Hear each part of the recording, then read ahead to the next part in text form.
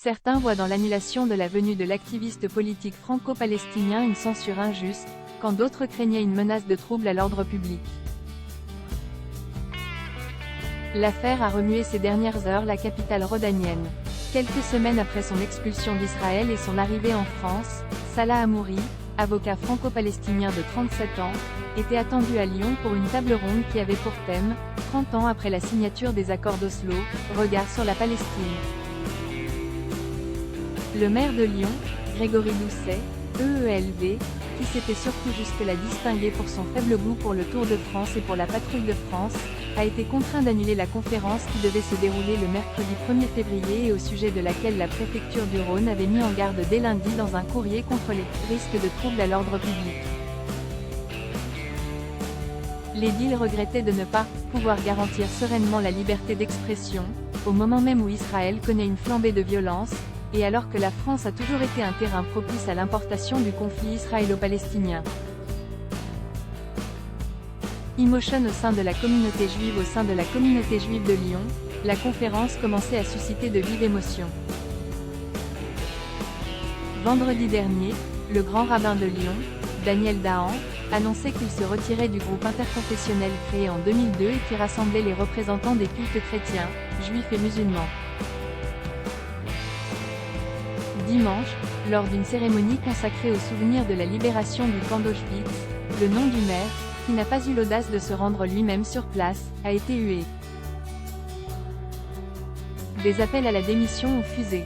L'adjointe au maire à la mémoire, Florence Delaunay, dépêchée pour l'occasion, a tenté de prendre la parole. Huée à son tour, elle a dû stopper son intervention. Le public lui avait alors tourné symboliquement le dos. Le fils d'Ida Nathan s'est alors emparé de son micro alors qu'elle venait d'évoquer la mémoire de la Lyonnaise rescapée d'Auschwitz et décédée en juin dernier. Je ne vous donne pas l'autorisation de parler au nom de ma mère. À l'époque, la mairie de Lyon n'avait pas le moindre mot pour la dernière rescapée du train de la mort du 11 août 1944. Un profil qui interroge. On connaît la passion historique des Verts pour le conflit israélo-palestinien. Le profil de Salah Hamouri interroge. Libéré de prison en 2011 dans le cadre d'une libération de prisonniers contre Gilad Shalit, soldat franco-israélien détenu par le Hamas, il avait été arrêté 6 années plus tôt parce qu'il avait été suspecté de vouloir assassiner le rabbin orthodoxe Ovadia Yosef.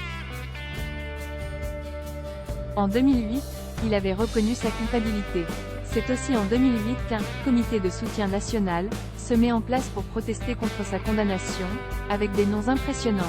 Marie-Georges Buffet, Noël Mamère, Christiane Taubira, Jean-Louis Bianco, Jacques Lang, Olivier Besancenot, Ronnie Broman, Monseigneur Gaillot. Toute ressemblance avec la liste des anciens soutiens de Cesare Battisti serait purement fortuite.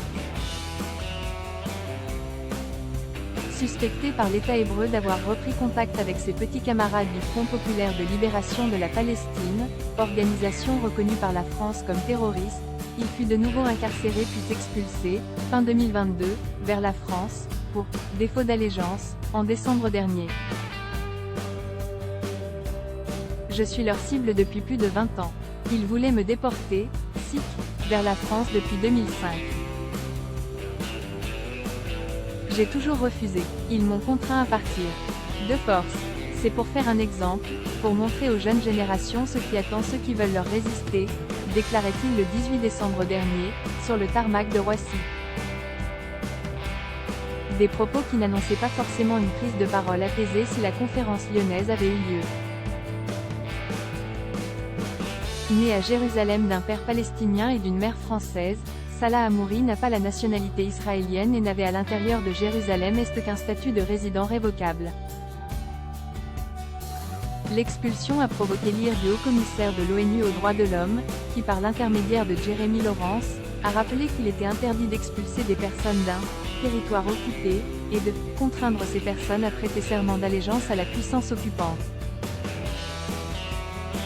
Le 22 décembre dernier, l'hebdomadaire Marianne a publié un article intitulé « Le symbole Salah Hamouri » et qui tente un parallèle hasardeux entre le conflit israélo-palestinien et la guerre russo-ukrainienne, Seule sa double nationalité a empêché Israël de le traiter comme l'un de ces Palestiniens anonymes que les occupants arrêtent à la moindre occasion, espérant faire taire la voix d'un peuple qui défend son droit à la souveraineté, cette valeur que certains redécouvrent avec l'invasion de l'Ukraine. L'éternel soupçon du clientélisme politique, véritable menace pour la sécurité israélienne ou martyr de la cause palestinienne?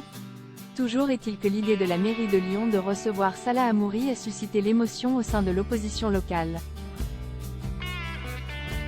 Jérémy Bréau, maire de Bron et conseiller régional Auvergne-Rhône-Alpes, reproche à Grégory Doucet d'être un maire militant d'extrême gauche, et lui demande de devenir, enfin le maire de Lyon.